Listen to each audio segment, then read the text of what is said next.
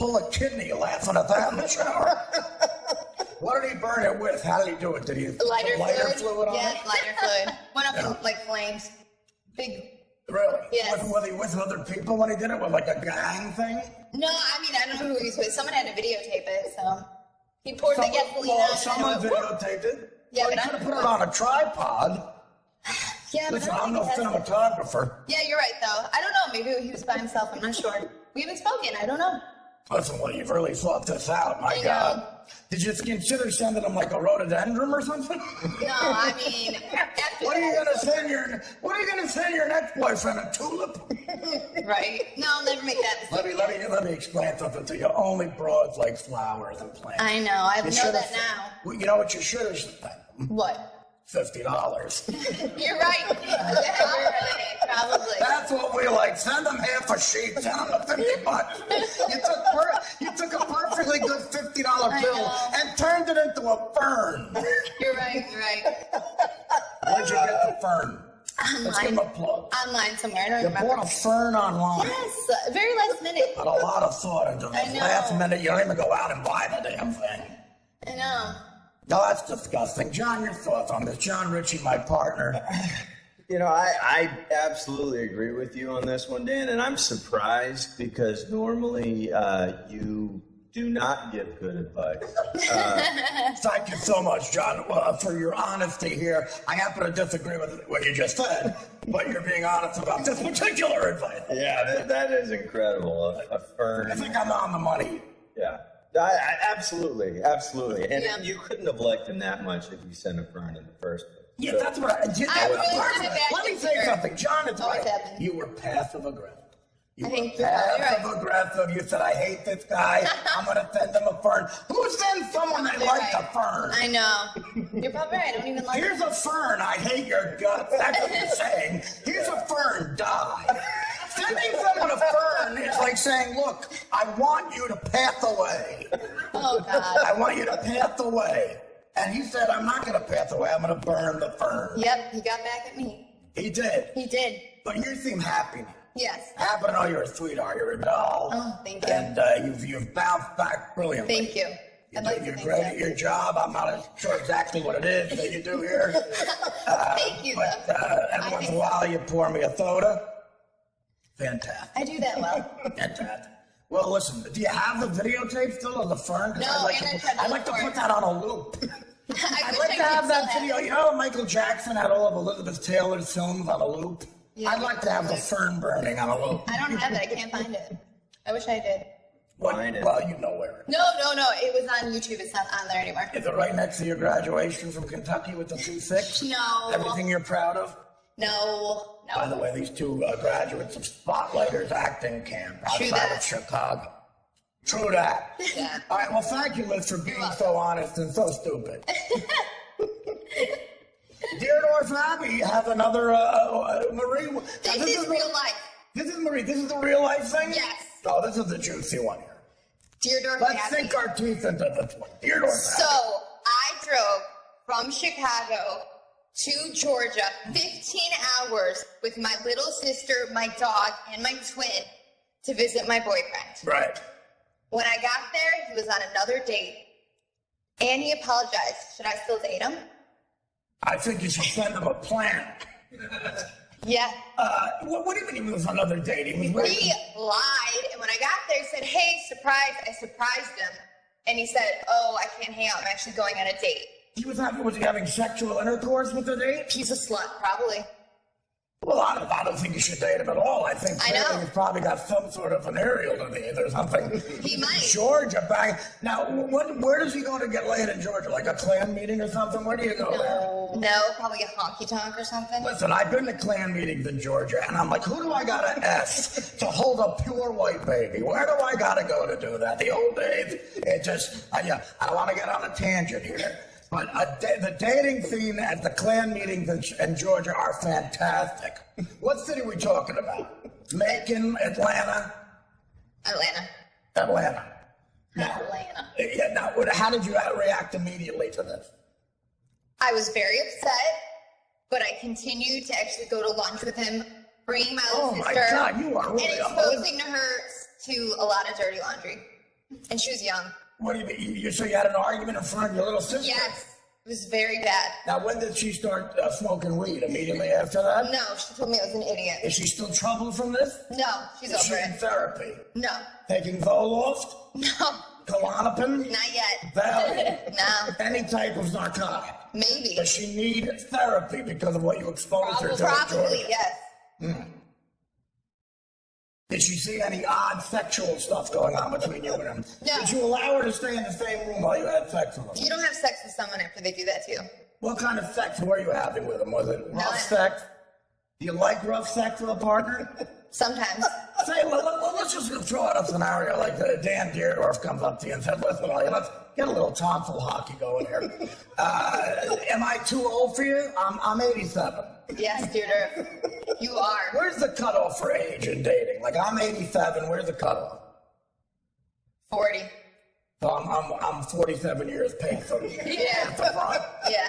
Does the fact that I was an all pro offensive lineman for the St. Louis Cardinals No, in you're way 1916, you don't care about that at all? No, you're fat and old. Oh, Miss High and Mighty over here. Miss Goody Two Shoes. I'm too old for you. You son of a bee. Well, listen, I don't know. I don't know what to say. It sounds like you two, they found a couple of winners over there. I know. A lot of issues. Do you think the guy had sexual intercourse with the fern? No, we blew it up. Yeah, but I mean afterward, you think? No, it's in ashes. How would that that doesn't make sense. Do you think, are you in denial about something, Marie? Was he having sex with something other than a person? No, I don't think Did you so. catch him having sex with a poodle? No. If you caught a boy having sex with an animal, what would you do? I would probably call the cops. Did you two ever not talk when the other one's talking? No.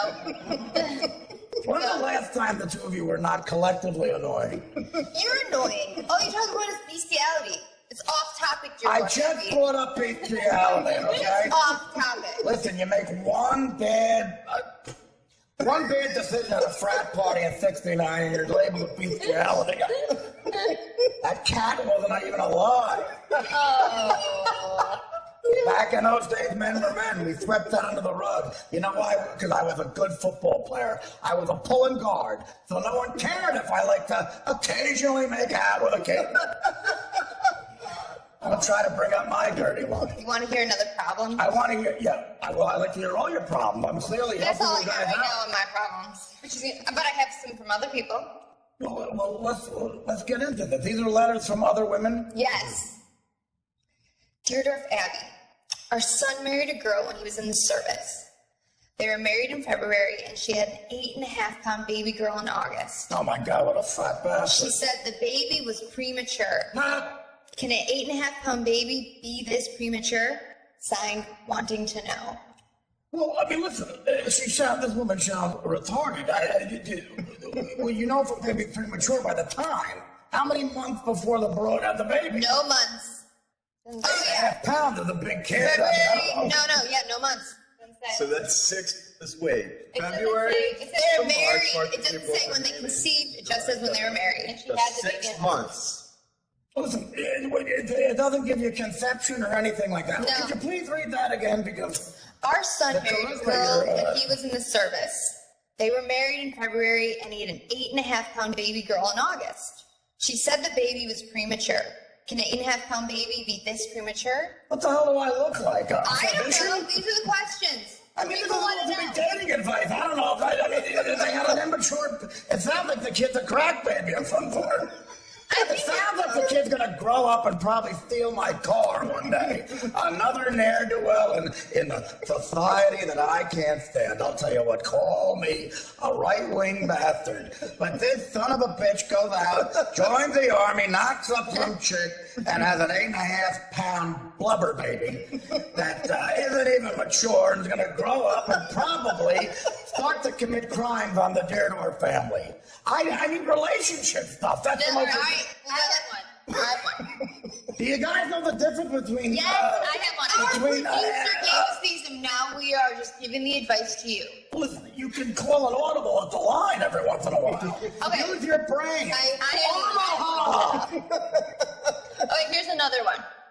I've been going steady with this man for 6 years. We see each other every night. Sounds hot. He says he loves me, and I know I love him, but he never mentions marriage. Do you think he's going to go out with me just for what he can get? First of all, he doesn't love you. A guy says he loves you because he wants to bang you. This guy wants to bang the living hell out of you and get the hell out of there. This is what he wants. I love you. Now let's get to it. You understand? 6 She years. probably loves him, but she sounds like an idiot. Quite frankly, I don't mean to be insensitive, but this guy's looking to get some. So what do you do when you want to get some? You say, look, I love you. Yeah, I love you. Yappity yap, yap, yap. Now let's shut that mouth and get to it. This woman is looking at a very depressing life, a sad life, if she's going to continue to be this naive. John, your thoughts on this? Again, I agree with you, Dan. How could you not? I don't know. There's some very sound advice on all fronts from you. Right. Again, a little bit chauvinistic at times, but man, Give me one example of chauvinism. One example of chauvinism. well, you seem to belittle women, generally speaking. I mean, I don't see that at all. your affect is. Do you two broads see that? Don't care. Oh, you're just a charmer. You don't care. Well, you have to. No, listen. If someone sends a fern to somebody, I know. how do you not be condescending, John? I'm sorry. She sent the fern. She sent the fern. I'm sorry if I belittled her for that. He is a Jesus Christmas sake. Hey, Dan, we're gonna have to take a break here pretty soon, and Well, let's have our announcer. one more story. Okay. Okay. Our announcer, Mike Bochetti's over there. He don't look too swift either. My 52-year-old son is still living at home and has no prospects for a wife. How do I get him to move out, frustrated in Staten Island? Wait a second. Still living at home. I wonder who that is. And if this woman's frustrated, how do I get him to move out? Yes. Well, first of all, stop catering to the kids. Stop doing his laundry. Stop cooking for him. Stop rubbing lotion on his gout-ridden feet. And tell him to go out and get his own apartment. He's got a lot going on. It sounds like this kid's got a podcast. It sounds like he's gonna have a really good podcast coming up that I'm gonna be the first guest on, and that Jane is gonna buy equipment for. The equipment. What this woman should do is should take the bull by the balls and move out herself. This woman should move out and not tell her 52-year-old son where she is. She should move far away with her rosary beads and her church people and just get the hell out of there. Move to Nebraska or something. And let the 52-year-old son, let's call him Mike. Let's call him Mike. Let him fend for himself for a little while. Let him sit on his belly like an enormous chubby penguin or chubby little dolphin in front of his computer. Email with women he's never going to meet. Eat food with teeth he doesn't have, and never see you again. Never ever talk to you again. John, your thoughts on it? Well, I think that's maybe a little harsh. I don't believe Harsh she my should ass. move from her own house. The woman's clearly losing her mind. Well, it is her home, and I think she should be permitted to stay in it. It's not her home She's anymore. built a life there. How do you fumigate a home like that? You gotta sell it, and you gotta sell it on the low end. Yeah. Shetty, your thoughts on it? I don't know who this clown is in Staten Island. He's a real idiot. I'm not sure who he is. There's a lot of losers on my block. You know? Oh, they're really? Oh yeah. Starting with yourself. No. I'm not a loser on my block. What block are you a loser on? I live on Dead End Street, actually. You're a loser on this block, I'll tell you that. Far truth hair, fake teeth, an enormous triple chin. Dan. And I'm sorry if I'm bullying you, but I'm Dan Deerdorf. I don't deal with bullying. Dan Deerdorf. I got bullied my entire life, pal. This is Deerdorf Abbey. Okay. Well, Dan's a man's man. He No, calls it like he sees I've it, had you know? crabs. I've had crabs since 1958. Never even washed them out. Some broad gave me crabs in the late 50s and I never washed them out. I dealt with it. There are crabs crawling all over me right now and have been since the 60s. Every time I pulled on a running play, I had crabs all over me. I've had an ear infection since the late 70s. I don't go to doctors. Yeah. You chicks attracted to that guy? No. Are you attracted to the fact that I've had crabs since the late 50s? No, it's disgusting. That's disgusting. You're right. Yeah. Send another fern, warrior. Send the fern. Who's on our show tonight? Oh, thank you. Nobody cares about your thank you, Fruity. Who's on the show? Tonight's show, still actor. Joining us in the studio, what? Actor Amir Harris. What the hell are you talking about? Did I say that right? Yeah, I did. Amir Harris. Larry? Dropped by in the second hour, host of Sports Illustrated now, Maggie Gray.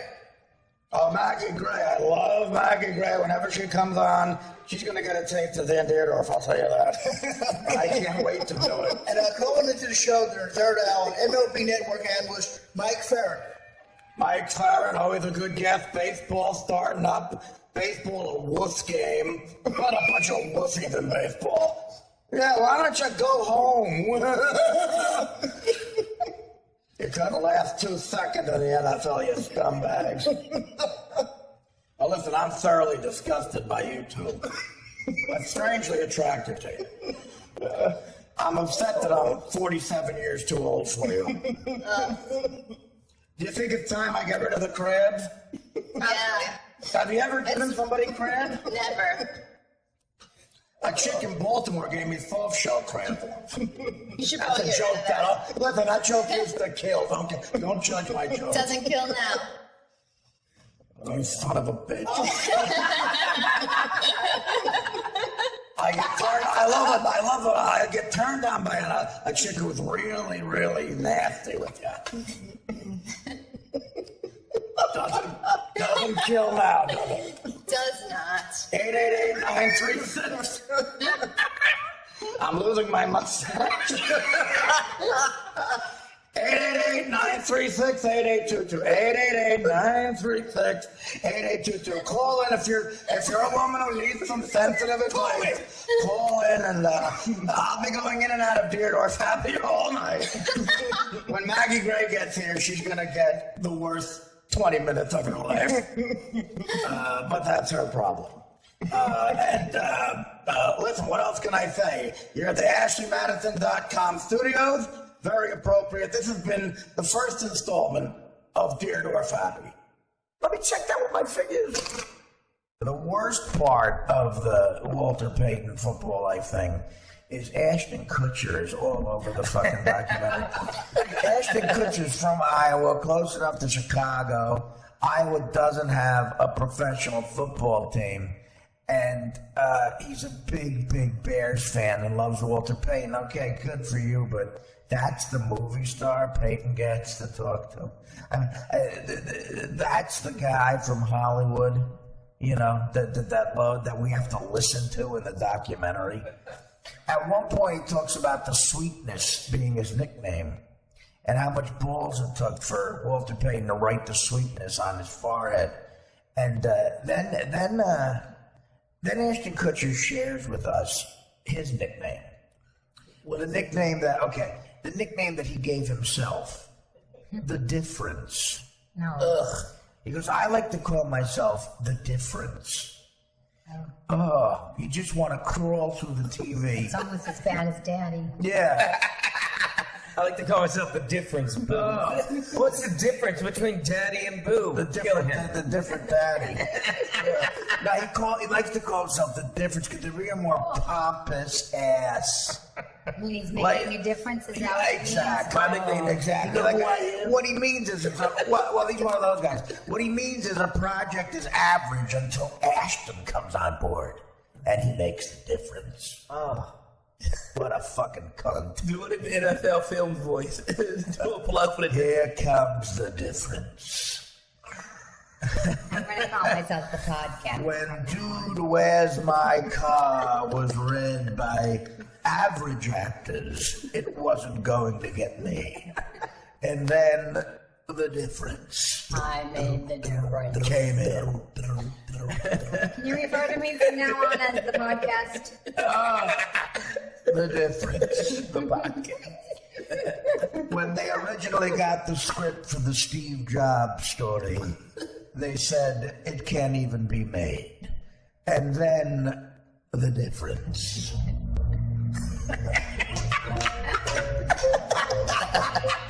We can get it done out there, boys. All we gotta do is work hard. The difference came in. Ashton Kutcher acted like a deer in a minefield.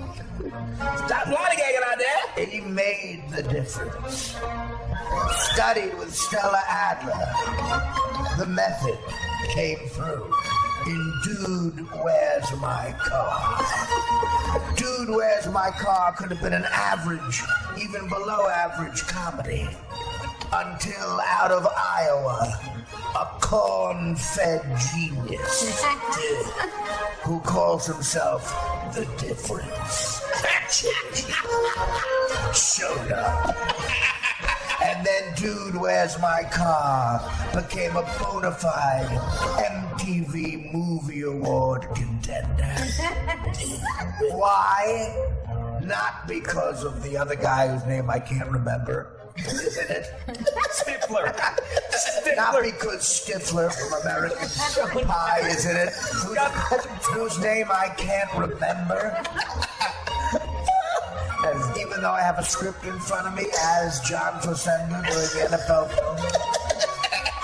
film. No, not because of him, but because of the difference. Ashton Kutcher. When the director for Dude, Where's My Car, whose name, coincidentally enough, escapes me. Scorsese? Martin Scorsese. Francis Ford Dopus, as he's known amongst his peers. When he got the script, he said, "We need someone to make a difference." Ashton Kutcher was that difference. When that 70s show was originally read for the network, Mila Kunis said in her young, unknown, unfamous voice, "What we need is a hero, a difference. Enter Ashton Kutcher." I just came. And that 70s show became a bona fide Emmy Award contender. Why? Not because of Mila Kunis. Not because of the Indian guy whose name escapes me. Not because of the guy with sideburns whose name escapes me. Not because of the other girl with the reddish hair whose name escapes me. Not because of the other kid who was in the movie Traffic whose name escapes me. But because of the difference. The difference is Ashton Kutcher. Do I have to list how the difference made his name known? But for that 70s show, Dude, Where's My Car? Butterfly. The butterfly. 3 words. The butterfly effect. When they originally read The Butterfly Effect for the studio, they said, this movie is unmakeable. Until they heard the lead character as read by Ashton Kutcher. I'll go down a list of things the difference made great.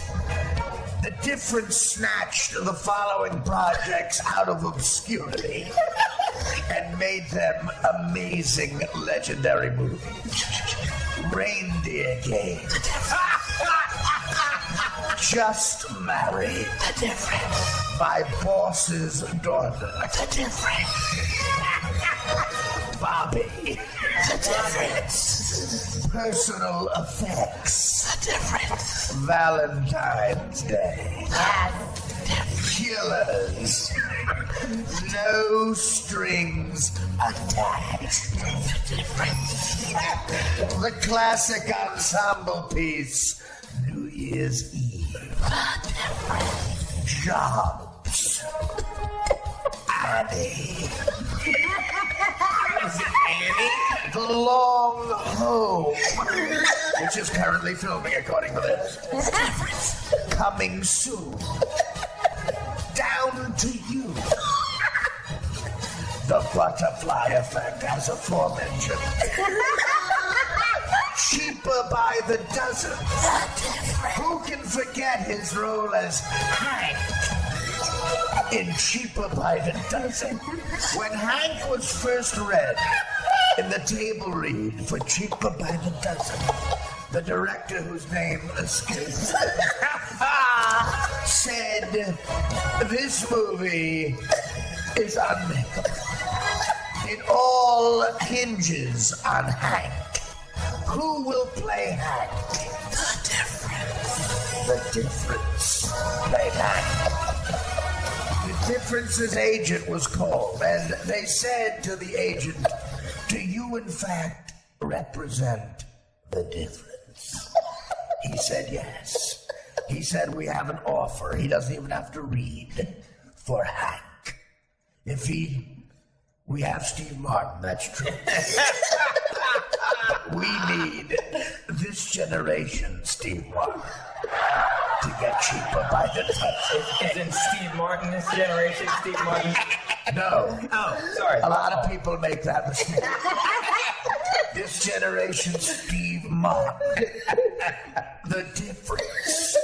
Ashton Kutcher.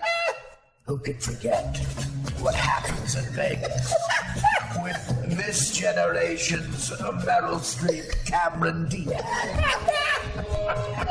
He played Jack Fuller.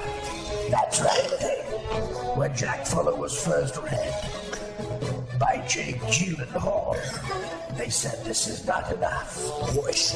We need the difference." The difference stood in. And what happens in Vegas went from a B movie to an Oscar contender. The rest of the people in the movie's names escape me. I love that. This has been NFL Films feature on Ashton Kutcher. I always own. That's what I like, I get out there. The difference.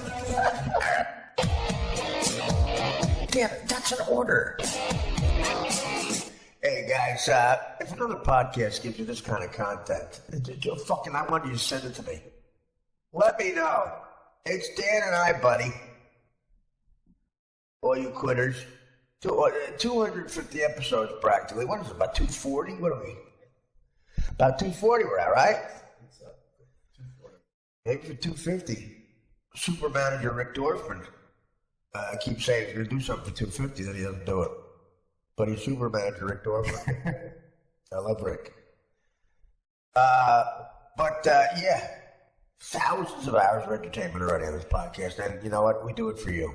But again, these clips people are sending, it energized me. People really enjoy this show. I have such low self-esteem. I don't realize it. And clearly, they enjoy the Artie Lang show. It's flattering. Dan and I have been together a long time now. And we have. I mean, I'm not talking to a producer. I'm not goofing. Yeah, we have. Between the Nick and Artie show, Artie Lang show, and Danny was Nick and Artie show day one. He got hired that day. On his 50th birthday. Right? Is that true? 51st birthday? 50th birthday he got hired. Yeah, there's Herman Cain. I just saw Herman Cain. I love him. I miss him. Oh, I love him. I do. He's so great. Yeah, did Herman Cain. No, I'm not the motherfucker. I'm not the brother who took the head to get separate. I didn't separate no heads. I'm the brother who took the fucking the Godfather pizza. I made the pizza out of Cheyenne. Yeah. And I'm still here. I'm in the Trump corner. I'm talking to Megyn Kelly. Man, that is some fine white pussy. And something her McCain know about is white pussy.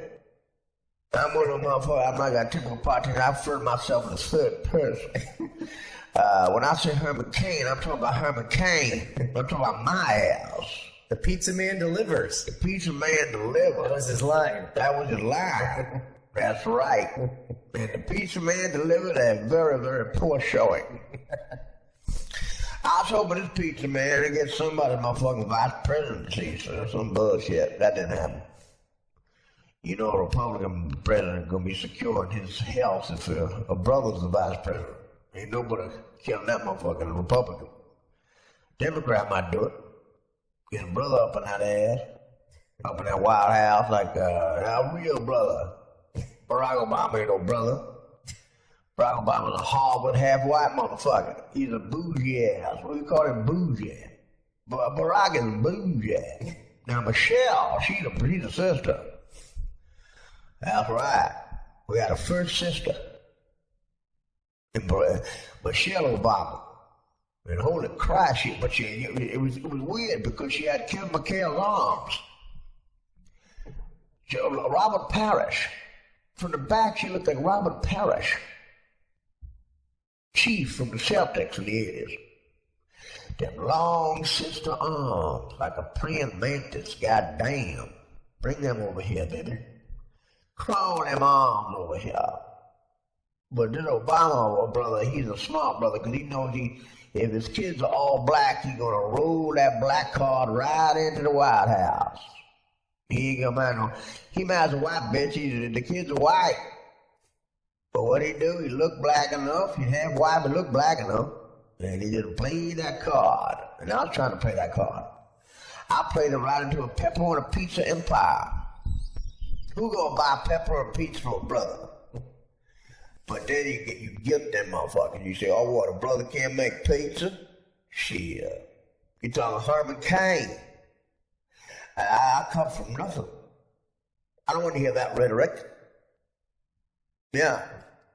I'm not sure what rhetoric means, but I heard Megyn Kelly say this shit earlier to some manor bird looking Ted Cruz motherfucker. You see that bitch look like Ted Cruz? God damn. It ain't much white pussy this little brother would turn down, but I gotta tell you what.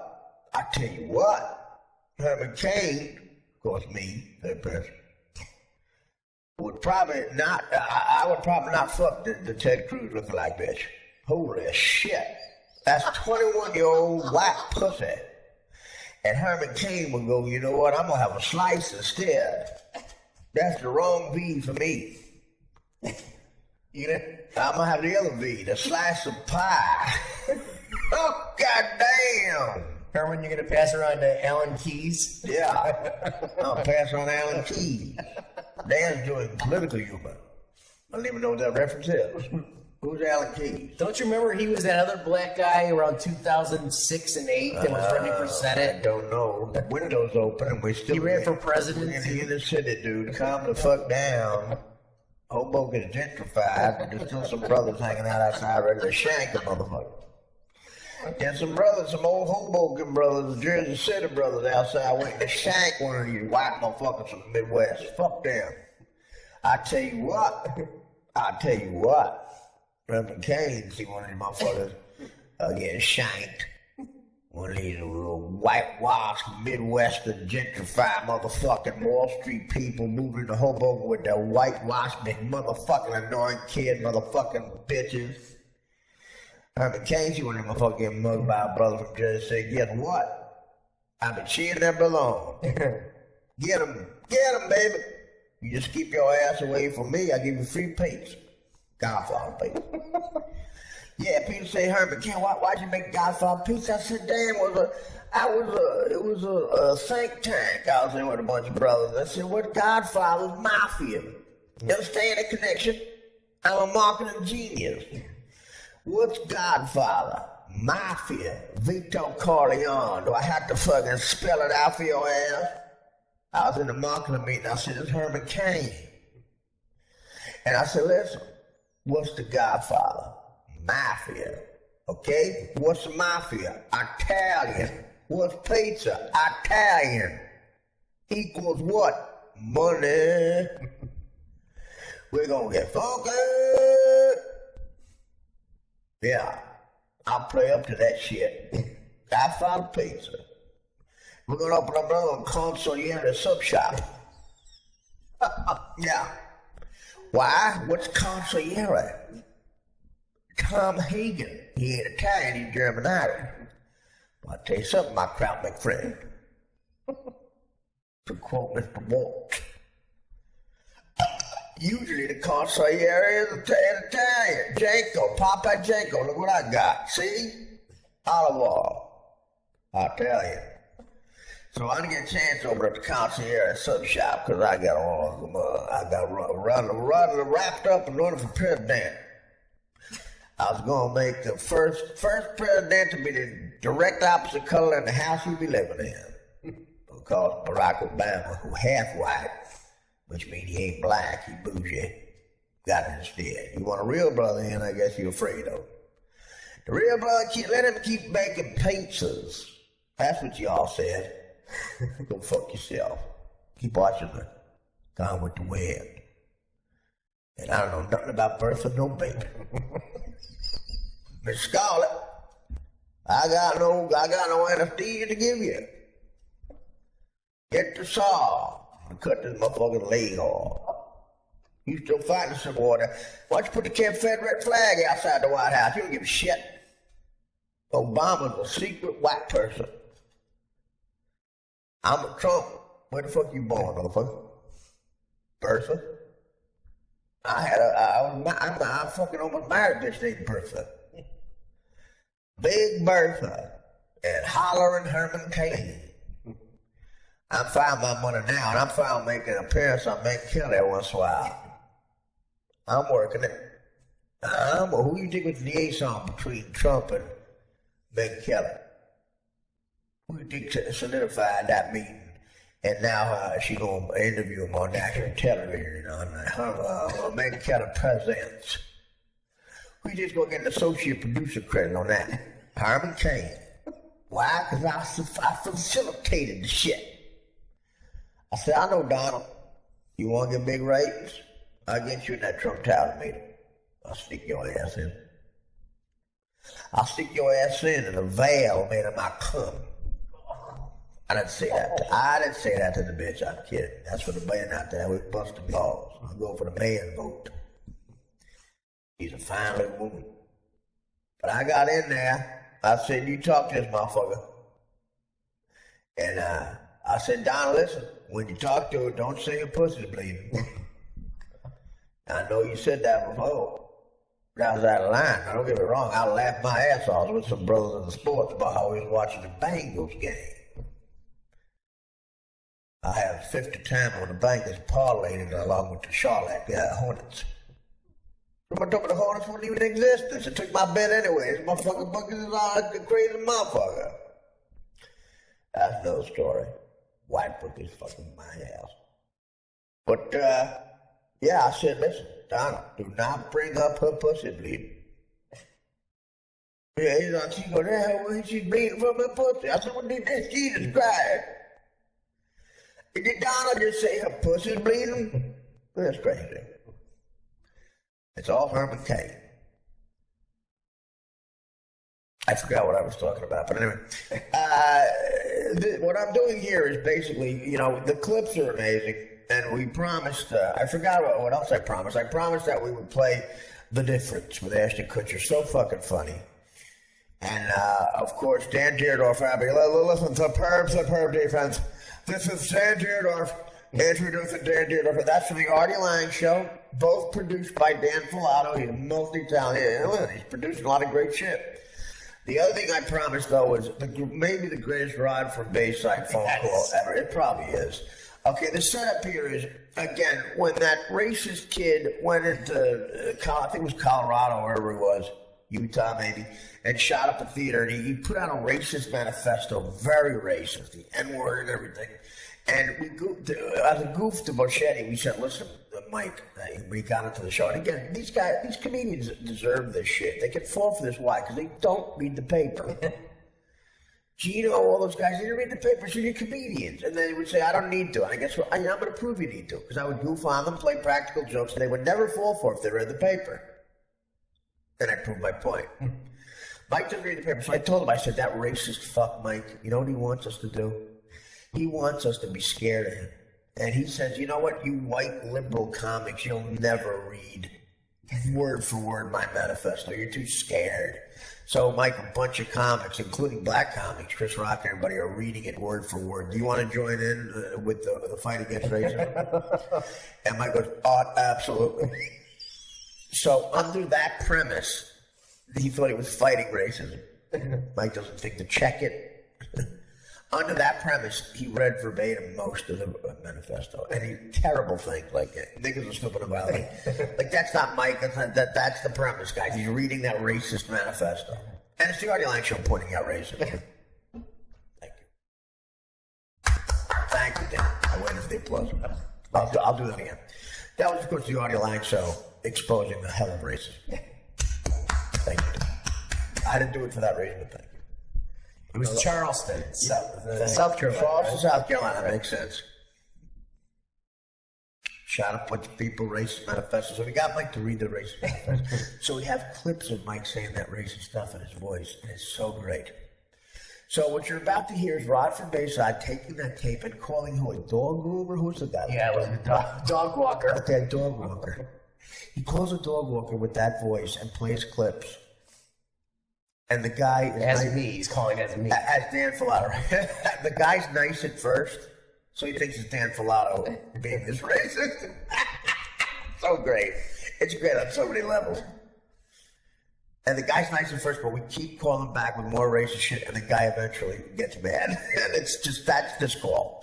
So I promised on Twitter today that I also tag the show with this. So you're getting 3 tags at the end of a great, great show with the great Paul Marcy. Paul has a website.com, right? Something like that. Right. He's going to be in Seattle next week. A finer comic you will not see. And you'll be hearing more of Paul a lot on this show. And may I say, I saw his girlfriend tonight. May I say, in the words of Jackie Gleason, whoa, beautiful. Absolutely. Herman. So, yeah. So I promised the first difference. Dan Deerdorf, Abby from the Artie Lang Show, and of course, this Rod call using Boschetti as Filato with the racist clips, calling this guy. This is so funny. There's the premise, and again, if you know the show, it's funnier, but of course you do if you're listening. There's the setup, because you have to set it up. But what you're about to hear really is the king of phony phone calls to me. This is so fucking funny. Great job, Rod. And more of these clips, more fan stuff to come. The big fan news today and show news. Artie fan clips is hard, in my opinion. We're going to start negotiating tomorrow. Dan, we got to get on that. Did he email his number, Artie Fan Club? Yes. Okay. We're going to start negotiating. Canadian. So it's pay him in Queen's money. That's amazing. That's great. Canadian money means nothing. I've done films up in Canada. I did dirty work in Canada. I lived in Toronto for 2 years. They gave me Canadian money for my per diem, which was $2,000 a week. Wheelbarrows of shit. And again, the money has a picture of like a goose on it. You just don't care about it. It means nothing to you. So great, we're getting away with some fucking cheap shit here. I know. I did the Montreal Comedy Festival. I'm not going to lie to you. I'll tell you guys what I got. For the Montreal Comedy Festival, I got $50,000. Okay, I'm going to turn the curtain back on what I get for some comedy here. But that was 2 weeks up there, and hosting the Showtime special and all that shit. But the whole thing was $50,000. We did a podcast up there. After the exchange rate... After, the super manager, Rick Dorfman, taking 10%, which, by the way, takes 10% of the gross, not of the adjusted whatever. Agent takes blah, blah, blah. And in the States, $50,000, he's still clear, 42, 43, you're doing all right. I think my take home was $40. So I lose money there. But guess what? Times changed. For 2 months of dirty work, I think my salary was 50 G's. Well, I'm getting better. What a great country. I look like a disgusting slob. And I haven't worked a day in my life since I'm 26 years old. And that's against scratch and pull it down. But we're going to work this out. Now, Dan, thank you. We're going to get him back. And the money he makes will be nothing. Now, we're going to make sure Artie Quitter is happy because he's so talented. He's ahead of promotion. And all the super fans, from Monica to Rick from LA, on down Metroplex.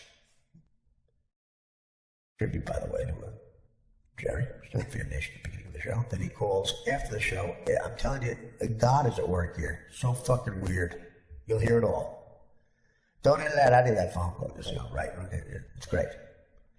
All right, so that's the setup. We'll see you tomorrow, guys. I love you. Take care. When I brush your hair. Hello, Pet Center. This is Paul speaking. Hi, Paul. How are you? I'm good. How are you? I'm speaking with. I'm super. Thanks for asking. My name's Dan Pilato, and I just moved. Hi, Dan. Hi. I just moved into town with my husband, Rick, and we were looking for a pet sitter for our cat Snuggles. Awesome. How much do you charge per hour for your services? $20 an hour. Depending on the details, we could do more or less. Oh, well, $20 doesn't sound too expensive. Now, if I hire you, there's a special service I would need you to provide, and I'd be willing to pay a little extra if you could accommodate us. Well, that depends on the special service, but I'd be open there, and hopefully I can help you out. Well, myself and my husband adopted a young man with Asperger's syndrome named Michael, and he believes our pet cat Snuggles can talk. So our old pet sitter would actually pretend to be Snuggles on the phone and talk to Michael because it helped him at school with his outbursts. Okay, I don't really know how cats talk. I'm sort of uncomfortable, but I'll give it a try. Well, it's not too hard. You just talk like a person. He believes that a cat talks like a person. So let me just put him on the phone, and you'll be willing to try that? You want me to talk to him now?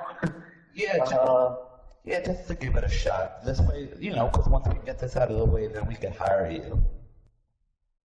Okay, I'll give it a try. Okay, Michael, sweetie, pick up the phone. Hey, Snuggles. Hey, Michael. Hi, baby. How are you, baby? I'm good. Just walking the catwalk. I miss you. I miss you too, pal. You're a good big boy. You're gonna get a scratchy toy. Yay! You're gonna get a big scratchy toy. Yay, scratchy toy. I love you, Snuggies. Love you too, Mike. Niggas are stupid and violent. What? Niggas are stupid and violent. That's not nice, Michael. That's not even true. And Snuggles doesn't like that stuff. Niggas are stupid and violent. This is not true, white people. This is not true, period. Fuck this. Hello, Pet Sitter Paul speaking. Niggas are stupid and violent. This is not true, white people. This is not true, period, man. I don't know who's telling you this. That's wrong, kid. I have a huge nutsack. I highly doubt it. You should go play with that. Don't fucking call me back, you little racist retard. Hey everyone, it's Dan. This is normally my time where I can thank people on Twitter. Thanks to Gabriel, Ken Casey, Franklin, of course, Artie fan clips, Nick Smith, and the usuals, Monica. I know I forgot somebody. There was one guy I really wanted to thank. Crap. He's from Chicago, too. That's the worst. Oh, well. Wait, is this him? No, guess not. This week also, David Wells, Andrew Dice Clay, our buddy Ala Abdelnadi, talk a little basketball, and maybe a special guest. It's not Rick Steves, you assholes. Thanks for listening.